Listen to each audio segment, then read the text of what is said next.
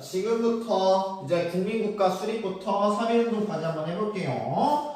자, 이 조선에서는 세조정치가 만연했었고 그러한 세조정치로 인해서 삼정의 문란까지 일어나고 있었던 상황이었어. 그래서 이러한 것들을 개혁하고자 63년부터 73년까지 당시에 고종의 아빠였었던 흥선대원군이 나서서 정치를 하게 된다라고 보면 될 것 같아요. 그래서 흥선대원군은 정치를 하게 됐었고 주요 정치로는 일단 경복궁이라고 해서 임진왜란 때부터 없어졌었던 경복궁을 다시 중건하게 되는 경복궁 중건 정책과 그리고 나서 서원 이러한 세조 정치가 만연했었던 것은 세조 정치로 인해서 권력을 잡았었던 사림애들이었고 그러한 사림의 권력 기반을 없애려고 했었던 서원을 철폐를 해버리게 됩니다.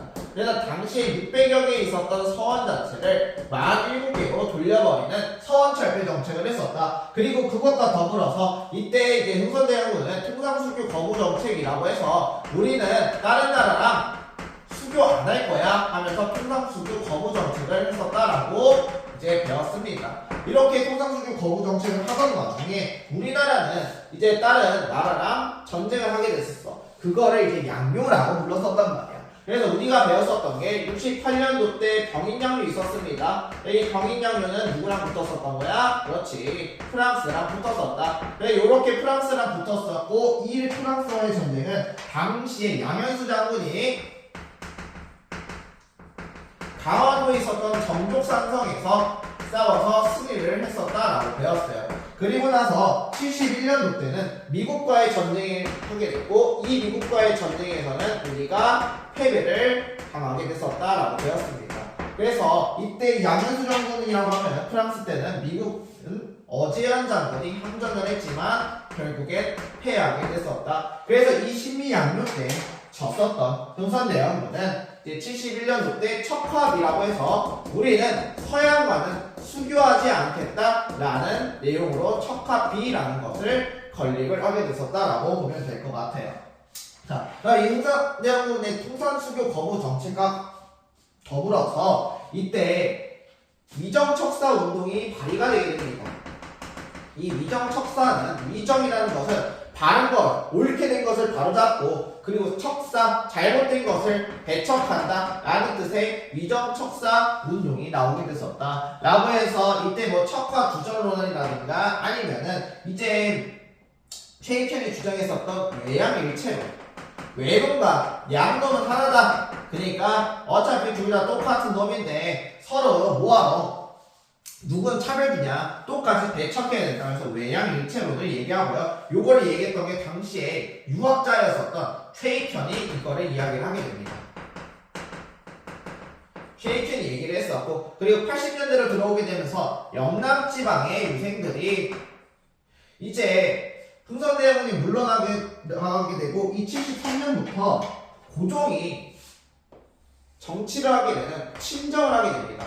기존에는 흥선대원군이 대신 정치를 했다고 하면은 이제 고종이 친위 정치라는 친정을 하게 돼요. 그래서 이 친정하게 되고 나서 고종은 자신이 흥선대원군과 달리 개화 정책을 펼치겠다라고 이야기를 했었고 이거에 대해서 반대했었던 게 외양일체론과 그리고 영남지방에서 유생들이 소장 하나 올립니다. 서양과는 통상하면 안 돼요. 일본과는 통상하면 안 됩니다. 라고 하면서 영남에서 만인소라고 해서 이제 소장이 나오게 됩니다. 우리 이거 하면 안 돼요. 라고 해서 글로 적은 거죠.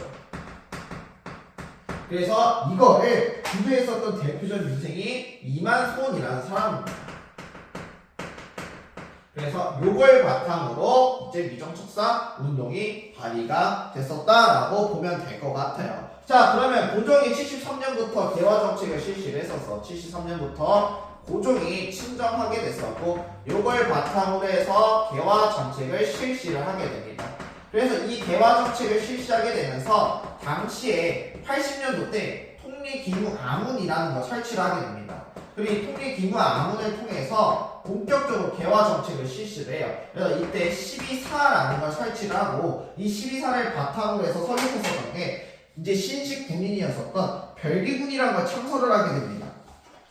이 별기군을 창설하게 되고 이제 일본의 군관을 초빙을 하게 되면서 이제 조선도 근대식 군대로 나아가야 된다라고 이야기를 했던 거야. 그러니까 이 별기군 자체가 신식 군대라는 거는 반대로 얘기해서 구식 군인들이 있겠지. 그런데 요때 조선 정부가 신식 군대만 우대하고 그러면서 구식 군인들은 차별 정책을 펼치니까 82년도 때 1882년도에 이모 분란이라고 해서 구식 군인들이 차별에 대해서 화나서 일어났던 게 바로 이모 분란입니다. 그래서 구식 군인 차별 때문에 일어났었다라고 보면 될 것 같아요. 그래서 요런 방식으로 이모 분란이 일어났었고 그걸 바탕으로 해서 구식군인들이 차별로 인해서 난 일으키니까 고종 입장에서는 수습하겠다고 기존에 있었던 개화 정책을 엎을 생각을 합니다. 그걸 엎었을 때 당시에 누가 엎게 되냐면은 흥선대원군이 엎게 돼요. 그러니까 흥선대원군이 73년 때 고종이 친정하게 되고 물러났어. 그리고 나서 구식군인들이 고종의 이런 개화 정책과 명성황후가 고종을 옆에서 꼬드긴다라고 생각을 해서 오히려 흥선대원을 복귀시켜야 우리가 다시 예전처럼 구식군인들도 차별을 안 받는다라는 생각을 했던 거야. 그래서 이때 흥선대원을 복귀를 시켜버려요. 그리고 나서 구식군인들은 일본인 교관들을 죽이면서 막 나가게 되고 이걸 흥선대원이 복귀하면서 수습을 해주게 됐던 거지. 그래서 개화 정책을 담당했었던 기구들을 다 없애버렸지만 이에 있어서 흥선대원이 명성황후 죽었으니까 안심해라 라고 하면서 거짓말을 했었고 그걸 듣고 화가 났었던 명성황후가 못할 짓을 해요. 바로 청나라를 불러버려요. 그래서 요거를 누가 진압을 하게 되냐면 청나라가 진압을 해버렸어. 그래 얘들아 청나라가 진압해버리는 순간 우리나라의 일을 우리가 스스로 해결을 못했잖아. 그러면 청나라가 이걸 빌미로 우리나라에 대해서 더욱더 내정 간섭 자체가 심해지게 됐었다라고 보면 될 것 같아요. 그리고 그 심해진 것 자체가 어떻게 되냐면 이 사건에 의해서 흥선대원군이 청나라로 납치되는 겁니다. 그래서 이러한 식으로 이제 진행이 됐었다라고 보면 될 것 같고요. 그러면서 이게 지금 지금까지 본 게 개화 정책의 반대라고 하면은 이제 개화파들 자체에서도 개화의 방향성을 두고 서로끼리 다툽니다. 그래서 이제 개화파의 분화라고 불려요. 그래서 개화파 자체가 서로가 나눠져. 이걸 분화라고 이야기를 해요. 어떻게 분화가 되게 되냐면 당시에 이 분화 자체가 청나라 쪽으로 개혁해야 된다라고 해서 온건개화파로 나눠지게 돼요. 온건개화파. 그리고 아니다. 일본을 모델로 해야 된다라고 해서 급진개화파 이렇게 나눠지게 됩니다. 그러면 이 온건개화파는 당시에 동도서기론이라고 해서 동쪽의 것은 그대로 하고 서양의 기술을 그대로 본따야 된다. 요걸 바탕으로 해서 우리는 청나라 모델로 할 거야 라고 이야기를 합니다. 그리고 요 급진개화파는요 아니다. 일본을 모델로 하고 우리 문명 자체를 새롭게 열어야 된다 라고 해서 문명개화론을 이야기를 하게 됩니다. 그러면 청나라를 본뜨자 라고 얘기했었던 거는 당시에 명성황후 같이 이제 왕족 사람들이었어. 왕족 아니면은 조정 대신들. 그리고 요 급진개화파가 얘기했던 문명개화론을 주장했던 사람들은 당시 젊은 양반 자제들이었어. 이거 Y라고 해줄게. 해서 젊은 양반 자제들.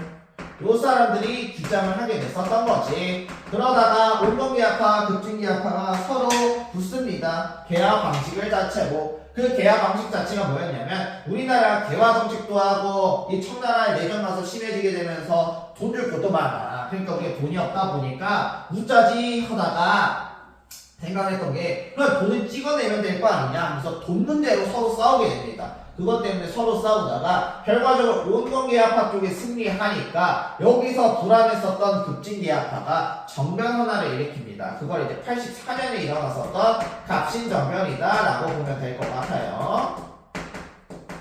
자, 이 갑신정변이 일어나게 됩니다. 그래서 당시에 이 갑신정변은 이 급진개화파에 박경유라는 사람이 있어. 이 박경유가 당시에 우체국 총장이었어. 그리고 그 우체국을 뭐라고 부르냐면 우정총국이라고 부릅니다. 이 우정총국에 대해서 새로 개국한 거야. 새롭게 연 거지. 우리나라 최초의 우체국이야. 그래서 이 우정총국 개국연 시기 때 정변을 터뜨리게 됩니다. 그럼 이게 정변을 터뜨릴 때 누구의 도움을 받냐? 이게 급진기아파도 지들 힘으로 힘들어요. 그래서 이 개구견 시기 때 일본의 도움을 받고 갑신정변을 일으키게 됩니다. 하지만 요게 3일 만에 끝나. 왜? 이 갑신정변을 일으킬 당시에 청나라가 프랑스랑 싸워야 되겠다고 군대에 반을 빼버렸어. 그래서 일본이 도와줬던 건데 바로 조선 정부에서 정변 일으키니까 청나라 SOS 치자마자 빠졌던 군대가 다시 들어오게 됐던 거야. 그래서 요것도 누가 진압을 하게 되냐? 청나라가 진압을 하게 됐었다라고 보면 될 것 같아요. 그렇다면 얘들아 청나라 진압하니까 요걸로 인해 또 내전가서 심해지게 된다 라는 거. 그러면 이 갑신정변에 대해서 주요 내용을 살펴보면은 당시에 이제 개화파, 급진개화파가 주장했었던 게 개혁정강 14개조였습니다. 이거 외워둬야 돼요. 그래서 이 개혁정강 14개조를 바탕으로 해서 과거제 폐지하고요. 내용은 과거제 폐지하자, 신문제 폐지하자 이런 식으로, 그리고 의회 설립해야 된다 라는 식으로 얘기했었던 게 바로 갑신정변이었었다 라고 봐주면 될 것 같아요. 그러니까 이런 식으로 이제 우리나라는 청나라에 내전 가석받았었고, 그리고 일본도 우리나라를 호시탐탐 노리고 있었던 상황이었어. 왜냐면 이때 당시 이제 76년을 잠깐 가봐야 돼요. 76년대 일본이 강화도 조약이라고 해서 문요를 앞세워서 우리나라랑 최초의 불평등 조약을 맺어요. 근대적 조약이자 불평등 조약을 맺었었던 거야. 그래서 이걸 바탕으로 우리나라에 본격적으로 내전간 사업이 시작을 하고 있었단 말이지. 자, 그러면서 이렇게 내전간 사업이 실시하고 있던 와중에 이제 우리나라에서는 세조 정치가 아직도 많이 지방에 남아있었단 말이야. 그래서 이 관리들의 수탈이 엄청나게 나오고 있었는데 그 수탈을 바탕으로 해서 나왔었던 게 1894년에 동학국민운동입니다. 동학국민운동이 발효가 되게 돼요. 이게 일어나요. 그럼 동학국민운동이 어떻게 일어났냐? 요게 이제 1차를 봐야 돼. 1차와 2차로 나눠져. 그럼 1차에서는 당시 고국 지방에 있었던 조병갑이라는 새끼가 있어요. 그래서 이 조병갑이 횡포를 부립니다. 조병갑의 횡포로 인해서 농민들이 힘들었던 거야. 어떤 횡포냐면 우리 저수지에 일단 보라고 얘기했거든요. 농사를 지으려면 보에서 물을 길러와야 돼. 근데 그거를 조병관이 부숴버리고 집안에 만석보를 만들어요. 만석보를 만들고 나서 농민들 보고 야 이거 내가 만들었으니까 너희 여기서 물을 가져가는 세금 내라고 해서 수세를 부과했던 거야. 그래서 이거에 빡쳐가지고 고부 농민봉기가 일어났는데 이 고부 농민봉기가 일어나니까 당시에 이제 고종이 안에서 이용태를 파견을 합니다. 이거 해포되니까 봉기 일어나게 되고 이거에서 이거 수습하라고 이용태를 파견하게 되는데 이용태가 오히려 이거를 수습할 게 아니라 더 커져버린다. 이거 고부농민봉기 일으킨 사람들 싹 다 잡아들으라 라고 하니까 이에 붕괴해서 일어났었던 게 바로 동학농민운동이었었다. 그래서 요거를 주도를 누가 했었냐? 당시에 정봉준이 주도를 하게 됩니다. 그래서 정봉준 주도로 1차 동학농민운동이 일어나게 됐었고, 그래서 이게 되게 커지게 되면서 황토양 황룡촌 전투에서 승리를 하게 되고, 그러면서 이제 동학농민운동이 전주성을 점령해버려요. 그러니까 이렇게 점령해버리니까 정부 입장에서 화가 나지. 그래서 청나라한테 도움을 요청을 해요. 청한테 도움 요청했는데 문제가 생겨요. 요 갑신정변 당시 때 일본이랑 청나라랑 조약 하나를 맺습니다. 그게 뭐였냐면 텐진조약을 맺어요. 이 텐진조약이 뭐냐면은 청나라 군대가 조선에 들어가게 되면 일본 군대도 들어갈 수 있다. 혹은 일본 군대가 조선에 들어가면 청나라 군대를 자연스럽게 파견해야 된다. 요 내용이 이제 텐진에서 지들끼리 비밀리에 맺어버리게 됩니다. 그래서 이게 청나라에 도움 요청하게 되니까 청나라 군대 파견하겠죠? 그러니까 자연스럽게 일본도 파병을 하게 되는 거야. 텐진조약 때문에.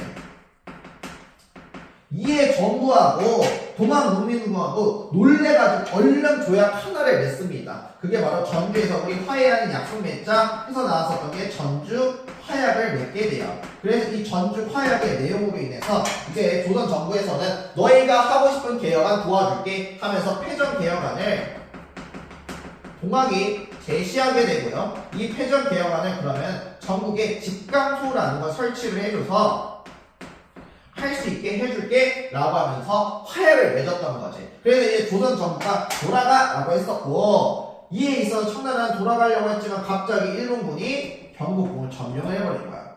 일본이 우리나라의 경복궁을 점령해버린 거지. 이에 있어서 청나라가 우리나라가 항의하니까 이 항의에 있어서 일본군이 그래? 그럼 우리한테 두들겨 맞아야지 하면서 청일연맹이 발발했었던 거야. 그래서 청일연맹이 발발하게 됐고 이 일본군이 경복궁을 점령하려고 하다 보니까 동학농민운동이 한 번 더 일어났었던 거지. 그래서 이게 2차 동학농민운동이다 라고 보면 될 것 같아요. 그래서 동학농민군이 일어나고 나서 당시에 공주에 우금치라는 곳이 있어. 이 우금치라는 곳에서 전투를 했지만 안타깝게도 무기술의 차이로 인해서 패배를 당하게 됐고 이 패배를 바탕으로 정봉주는 체포가 되게 됐습니다. 그러면서 동학농민운동이 끝이 나게 됐었다라고 보면 될 것 같은데 요거 이제 좀 알아둬야 돼요. 시험 문제에서는 1차에서 뭐 이런 일이 있어, 2차에서 이런 일이 있어 당연히 물어볼 수 있어. 근데 차이점을 물어볼 거야. 이제 1차에서는요 반봉건이라고 부릅니다. 뭐라고 부르냐고 반봉건. 그래서 봉건이라고 하면 이게 우리나라 정치 세력 있죠. 우리나라 정부랑 붙었다 라고 해서 반봉건이라고 보면은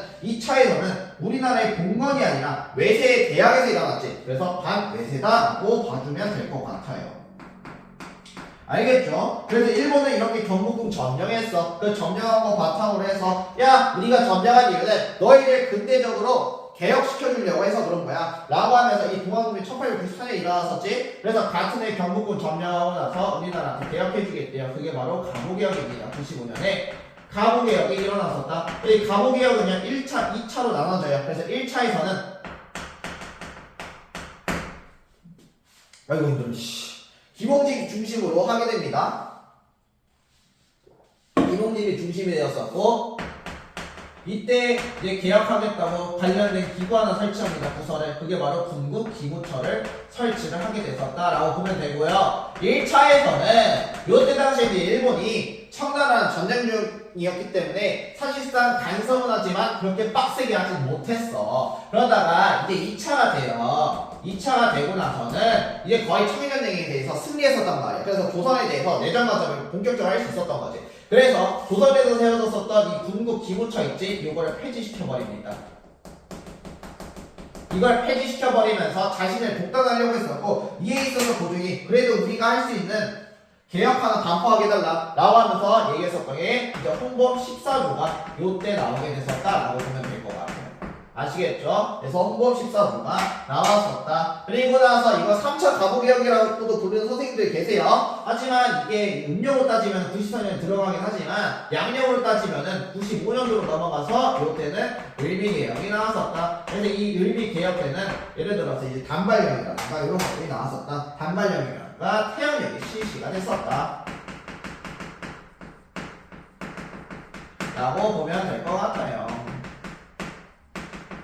아시겠죠? 그래서 단발령과 태양력이 실시되었었다 라고 보면 될 것 같아요. 근데 이 95년, 12년 때 이런 개혁령만 있었던 게 아니야. 이거 말고 이 격전에 을미사변이라는 안타까운 사건이 터져요. 이게 뭐냐면 일본이 우리나라의 군부였었던 명성황후를 시해한 사건이야. 일본이 우리나라 군부인 명성황후를 죽였어요. 그러니까 이거에 대한 배경을 보면은 지금 요 사이 시기 때 발발했었던 거 2차 시기 때에 청나라랑 일본이랑 뭐에 전쟁이 있었다 했지. 이거를 이제 청일 전쟁이라고 불러요. 무슨 전쟁? 그렇지. 청일 전쟁을 하게 됩니다. 뭐야 이거 W. 청일 전쟁을 하게 됐었고 이 전투에서 일본이 승리를 하게 됐었던 거야. 일본이 승리했어. 그래서 개꿀띠 하면서 청나라 먹어야지 하면서 너희 영토 내놓고 우리가 간섭할 거야 라고 하니까 이거를 누가 막게 되냐면 러시아가 막아요. 러시아가 지 친구들 돌아오게 되면서 삼국 간섭을 통해서 일본이 중국 땅 먹는 거를 방해해버리는 거야. 그래서 이를 보고 있었던 민씨가 1895년에 이 사건이 있었단 말이야. 그러니까 바로 칠러 정책 해버려야겠다 했던 거지. 그래서 이거에 있어서 안 그래도 러시아 때문에 중국 땅 못 차지하고 빡친 일본이 화나갖고 명성황후를 그래 제 여우 같다 하면서 여우사냥이라는 명목하에 이 명성황후 시해를 여우사냥이라고 부르면서 명성황후를 죽였었던 사건이 바로 을미사변이었었다라고 보면 될 것 같아요. 그래서 이 을미사변으로 인해서 그리고 을미개혁 이 단발령이라고 하면 조선사회에서 유생들은 수지부모 말고 우리 부모님이 남겨주신 거는 하나로 짜줄 수 없다라고 해서 이때는 막 머리 길고 그랬어. 그래서 상투 틀고 그랬었는데 이거에 있어서 이제 항의하는 시위 그리고 을미사변에 항의하는 시위로 해서 을미의병이 나오게 됩니다. 을미년에 있었던 을병이다 라고 해서 을미을병이었었고, 요것들을 이제 유생층들이 주도를 했었다. 주로 유생층들이 주도를 해요. 왜냐면은 봐봐, 이거 부모님이 남겨주신 건 짜일 수 없다. 주로 누가 할까? 그렇지, 일반 백성들은 관심이 없어요. 유생들이지. 유생들이 유학자들이 했기 때문에 이런 식으로 진행이 됐었다라고 보면 될 것 같아요. 그래서 이러한 사건들이 있다 보니까 고종은 이제 무서워요. 무서워갖고 저는 이제 을미사변 있고 을미기억 이후에 무서워가지고 96년도 때 아간파천을 하게 돼요. 아간파천이 뭐냐면 고종 자체가, 고종이 러시아 공사관으로 대피를 해버려. 한 나라의 왕이. 이게 말이 되냐고. 그래서 피신을 해버린 사건이 바로 아간파천이다 라고 보면 될 것 같아. 그래서 요거는 이제 을미사변의 이제 결과로 봐주시면 될 것 같아요. 그리고 나서 고종이 이렇게 러시아 공사관을 피신하게 되니까 이 피신으로 인해서 이것도 개혁도 중단되게 됐었다 라고 봐주면 될 것 같아요. 아시겠죠? 이렇게 중단되었었다 라고 보면 돼요. 그러니까 고종이 이렇게 가 있는 동안 이제 요 갑신정변을 일으켰었던 이제 개화파가 다시 귀국을 하게 됩니다. 이게 87년도에 87년도 때 귀국해서 만들었던 게 독립협회야. 요 갑신정변이 얘들아 3일천하라고도 불러요. 몇일천하? 그렇지, 3일천하. 왜냐면은 요게 3일 만에 끝났거든요. 그래서 정변하고 3일 만에 끝나고 나서 3일 만에 이제 이걸 주도했었던 김옥균이란다. 서대필이라는 사람이 있어요. 서대필도 이거 3일 만에 이제 도망갔었어. 미국으로 도망갔다가 이제 와가지고 만들었었던 게 바로 독립협회였던 거야. 그래서 독립이라고 하면 얘들아 벗어난다지. 우리가 어떤 사람들의 지배에 대해서 벗어난다. 요게 이제 독립협회인데 요거를 이제 서대필이 주도를 하게 됐었던 거야. 그래서 와가지고 우리도 이제 우리만의 스스로의 자주국을 만들어야 된다 라고 하면서 독립협회를 만들었었고, 그리고 기존에 청나라 사신이 와서 머물던 자리를 영흥문이라고 합니다. 그리고 그 영흥문 자리에다가 뭘 수립을 하게 되면 독립문이라는 걸 만들게 돼요. 그래서 우리는 이제 청나라에 대해서 벗어나야 된다 라고 이야기하면서 독립문을 얘기했었던 거야. 그래서 이걸 만들었었고, 그리고 사람들에 대해서 내가 갑신정변 때는 이러한 민중들의 말을 안 들었었는데 이걸 한번 들어보자 해서 만들었었던 게 바로 만민공동회입니다. 그래서 이 만민공동회에서 사람들의 목소리를 들었었다. 그랬더니 만민공동회 사람 목소리 듣다 보니까 괜찮네 해서 이걸 발전시켰던 게 바로 만민공동회예요. 그래서 이 관민공동회를 만들고 사람들의 목소리를 듣게 됩니다. 여기서 연설했었던 가장 유명한 사람 중 한 명이 우리나라 초대 대통령이었던 이승만이었다. 그래서 이승만 때 이제 이런 식으로 관민공동회에서 연설도 했었다. 자, 그랬다 보니까 괜찮네 하면서 독립협회에 있었던 서대필은요, 갑신정변 때 급진개혁파 있을 때 당시부터 우리는 청나라한테 벗어나야 된다. 그걸로 이제 독립을 만들었고, 그리고 우리는 입헌적으로 헌법에 입각한 군주제를 실시해야 돼요. 입헌 군주제를 만들어야 된다고 이야기합니다. 그러면서 이제 중추원을 만들고요. 그 중추원을 바탕으로 해서 우리의 설립에 관한 내용을 얘기하여 헌의 6. 전화가 와서 끊겼거든요.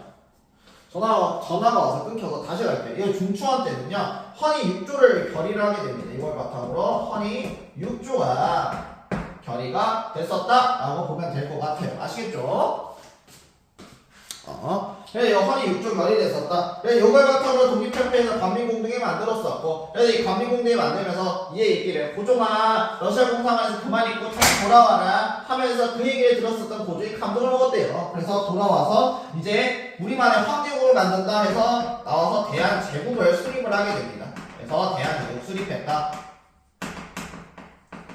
그래서 우리는 황제국가다를 표방을 해요. 그래서 우리는 광구개혁도 실시하게 되고요. 돌아와서 광구개혁 실시.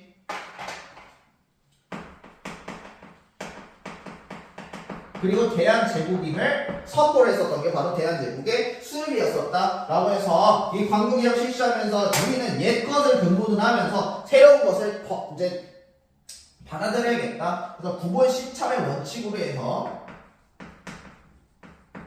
대한제국을 수립했다라고 보면 될 것 같아요. 아시겠죠? 자, 이런 식으로 우리가 잘 되나 싶었어.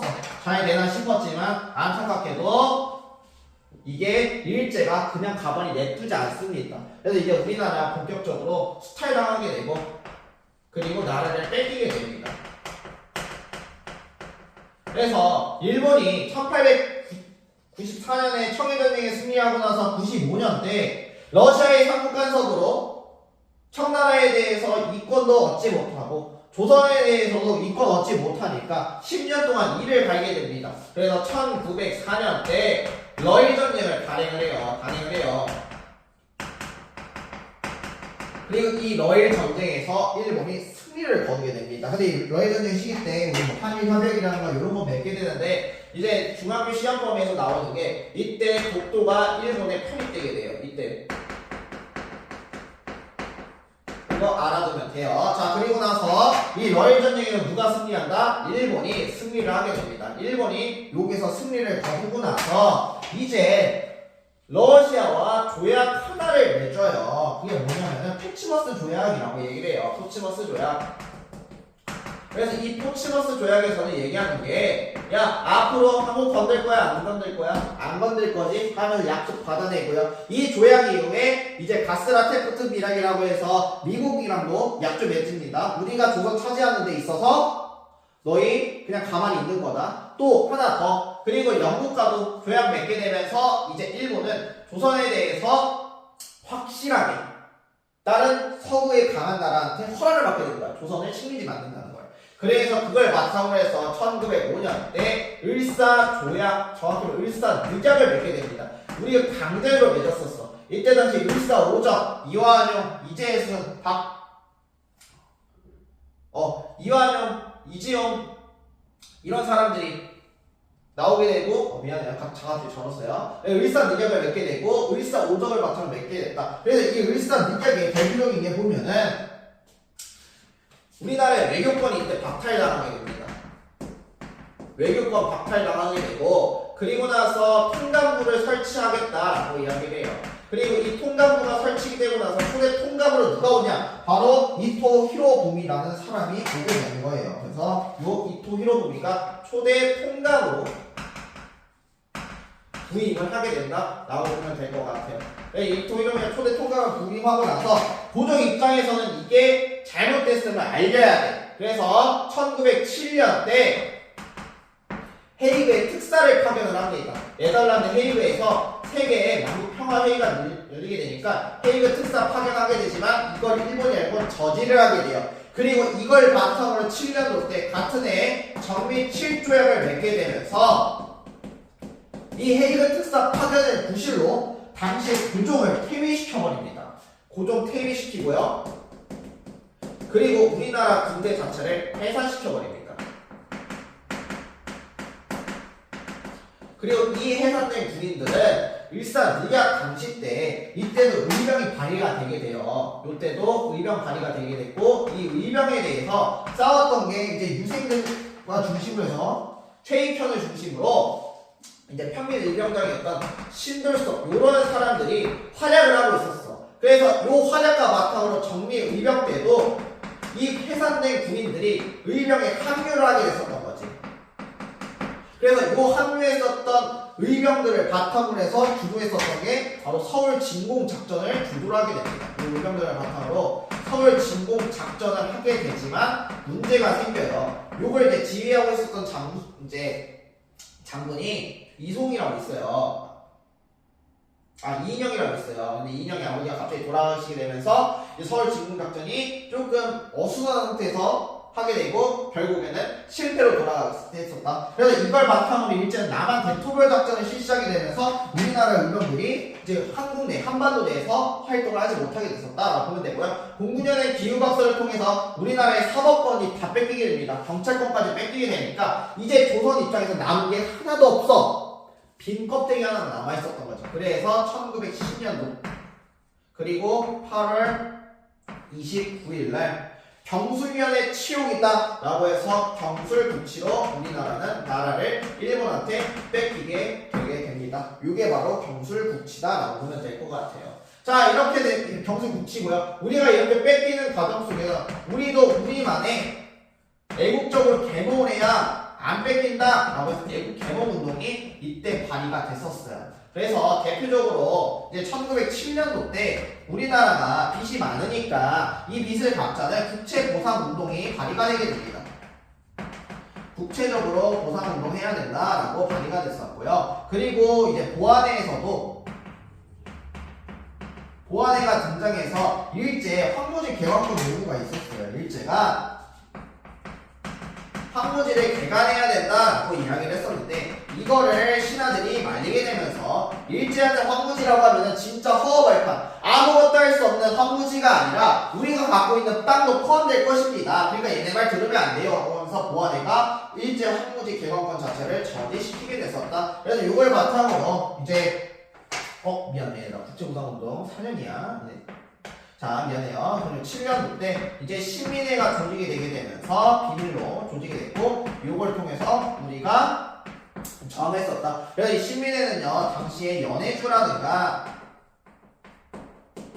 아니면 일부 인사 연해주로 가고 대표적으로 이제 남만주로 가서 일제가 남한 대토변 작전으로 인해서 우리나라 한반도에서 이제 독립활동을 할 수 없게 되니까 이제 독립운동 기지를 건설했었고 신흥 강습소라든가 아니면 신흥 무관학교를 이때 설립을 하게 되면서 항일투쟁을 전개했었다라고 봐주면 될 것 같아요. 그래서 여기까지 끝!